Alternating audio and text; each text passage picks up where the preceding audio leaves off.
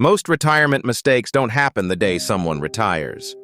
They happen years earlier, quietly, and nobody notices until the money runs short. The first mistake is withdrawing too much, too early. There's a well-known rule of thumb, roughly 4% a year. That's meant to make a portfolio last 30 years. Pull out more than that in the early years, especially during a market downturn, and the math turns against you permanently because you're selling more shares at lower prices exactly when you can least afford to. This connects to something most people have never heard of: sequence of returns risk. Two people can retire with the identical average return over 30 years and end up with wildly different outcomes, purely based on whether the bad years happened at the start of retirement or the end. A downturn in year 1 is far more damaging than the exact same downturn in year 20. The second mistake is underestimating healthcare costs.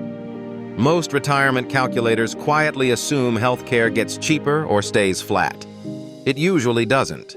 Between premiums, long-term care, and the costs insurance doesn't fully cover, healthcare is often one of the largest and least predictable expenses of the entire retirement. The third mistake is claiming retirement benefits the moment you're eligible instead of the moment it actually makes sense. Claiming early locks in a permanently smaller monthly payment for the rest of your life, in exchange for money now.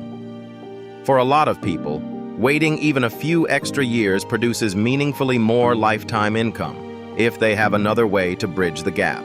The fourth mistake is psychological, not mathematical.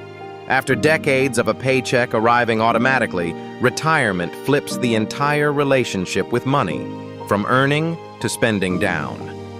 Many retirees, even wealthy ones, struggle to actually spend the money they saved, out of a fear that never quite turns off, and end up living smaller than their own plan allows. The fix for most of this isn't complicated.